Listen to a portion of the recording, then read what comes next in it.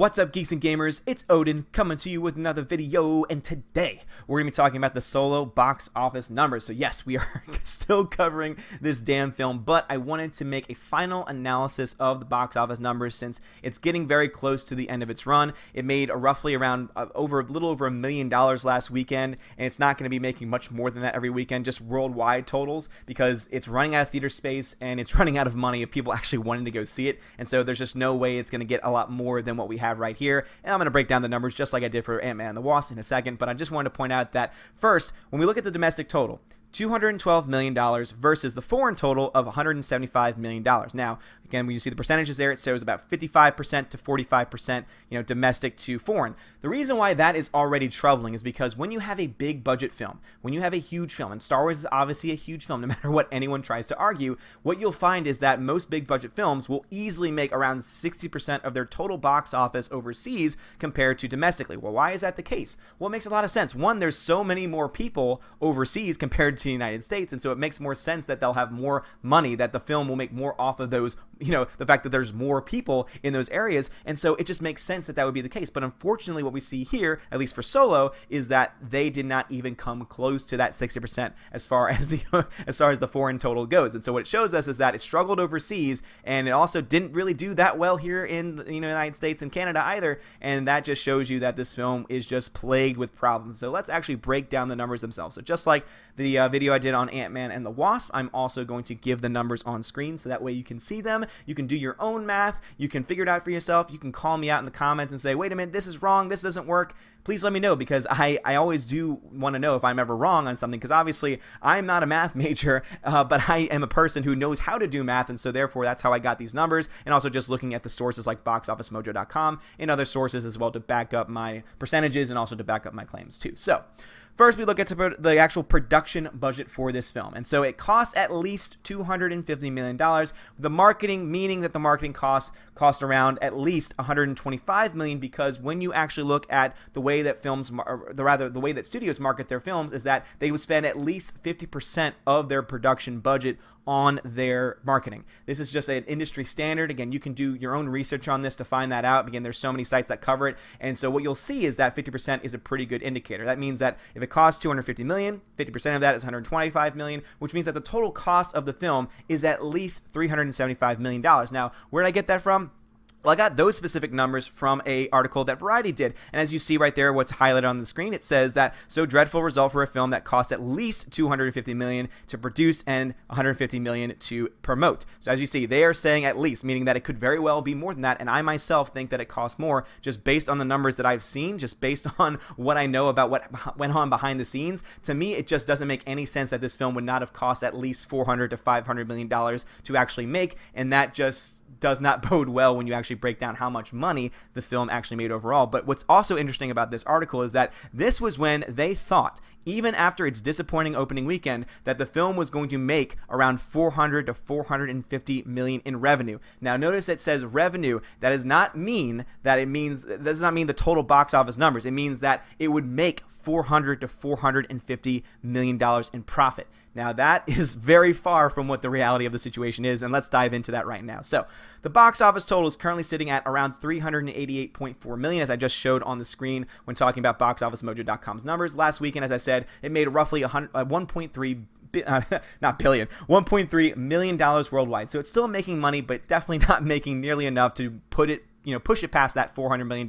mark, which even then would still be a disappointment. So my assumption then is that Solo will not make more than $395 million. The reason why is because we have a tremendous loss of theaters. It's only in around 200 screens right now in the United States. It's not in many screens overseas as well. And so because that is drying up, the number of theaters that the movie is showing is drying up, the money is also drying up as well. There aren't a lot of people left who have not seen the film who actually want to go see it. And so therefore the number is going to continue to drop, as most films do. That's a pretty standard thing that happens during the end of most runs for most films. So what does this mean? Well, it means that the total box office gross then, when we actually understand how these numbers are indicated or how these numbers are figured out, was only $237 million. Now, you might say, well, how did we get from $395 to $237? Well, just like I told you in my video on Ant-Man and the Wasp, you only get or studios only get 60% of the total box office take, which means that, yeah, they may have made at the box office $395 million, but 40% of that money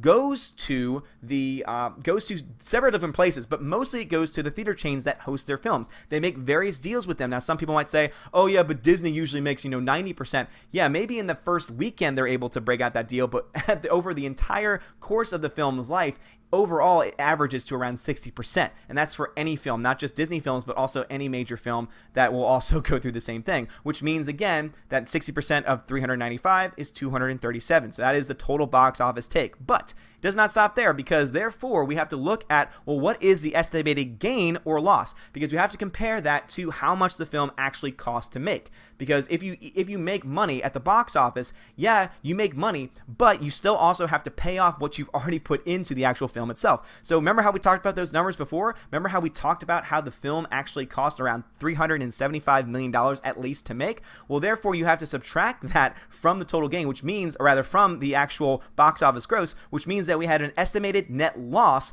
of $138 million at least. Bare minimum. Now, obviously, I personally believe it's going to be a lot. I think it's going to be closer to $200 million personally, but at least. Again, this is using sources. This is using information from Variety, and you can find so many other sources and indications that this is at least how much they spent on this film. Therefore, it's going to lose at least $138 million, which is a hell of a lot, a huge financial loss for them. Not even to mention how much they're not going to make. They're not going to make that up in Blu-ray sales. I can tell you that right now. There's just no way that people are going to buy this film, at least $138 million worth. So there's no way that someone, because I know that I got into a discussion with John Kazan. I mentioned this on the live stream I did with Jeremy, and he was talking about how there are other revenue streams that I'm not considering. But even when you take those into account, you cannot tell me that they're going to make $138 million on a Netflix deal or on any other deal that they might be doing in the future. There's just no way.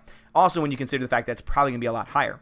So therefore, I say, if the production cost is closer to $500 million, which is, again, the number that I think it's going to be, then we're looking at a $263 million loss. So again, if the film costs $500 million to make, it will lose. That means that Disney will have to write off $263 million because it did not make back the money that it was meant to. And just a fun fact that I wanted to throw in there, Solo's opening 2 weeks accounted for 67% of its total gross. Now, the rule of thumb is that most movies tend to make around 50% and then make the rest over its course. What this shows us is that, yeah, it made a lot of money, or at least seemingly a lot of money to some people in Hollywood, it seems. It made $265 million in the first 2 weeks, but when you compare that to its end result, that's 67% of the entire gross of the film, which when you really break it down means that people saw it in the first 2 weeks and then stopped going to see it after that, which means the word of mouth just did not help it. So not only did people not show up in the first place, but then the word of mouth for the film didn't really help it much. So what it tells us is that the film was not a very strong film, it didn't do well, but also we have to talk about something a lot more important, which is that this is all connected to The Last Jedi. And so what is this Last Jedi effect that I'm talking about? Well, when we look to The Last Jedi had made $700 million less than The Force Awakens in box office sales. Again, The Force Awakens made over $2 billion compared to The Last Jedi, which made $1.3 billion. So it still made a profit. The Last Jedi was still profitable, but you cannot ignore that $700 million difference between the two films. Also, something that's very important, because Blu-ray sales are a very good indicator of enthusiasm for a film. If someone loves a film, they're very likely going to buy it when it comes out on Blu-ray or DVD.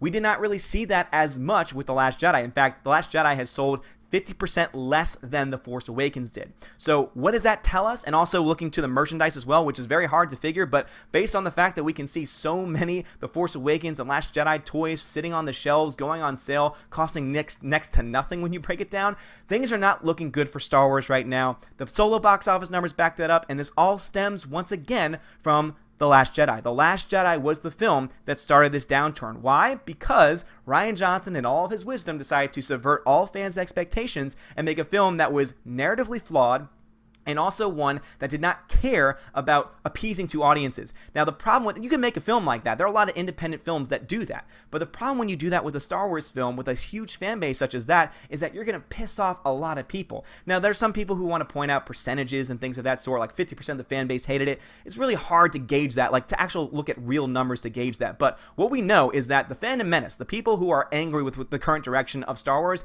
is very large. The people who try and denounce it and try and say, oh, it's a very small group, it's a small group of man babies living in their mother's basements. Like, I'm sorry, but the numbers just don't lie. The numbers just don't back up that assessment. Again, look at my numbers. If you're one of those people who believes what I just said, please tell me what's wrong with my numbers. Tell me what I'm missing here, because I love to learn more and would love to have that discussion. So please let me know that in the comments. I'd greatly appreciate that, guys. If you like this video, please smash that thumbs up, hit that subscribe to Geeks and Gamers. They're an amazing channel. So great to be a part of this community. So great to be a part of this family. It's been so much fun so far. So guys, as always, have a great day and God bless.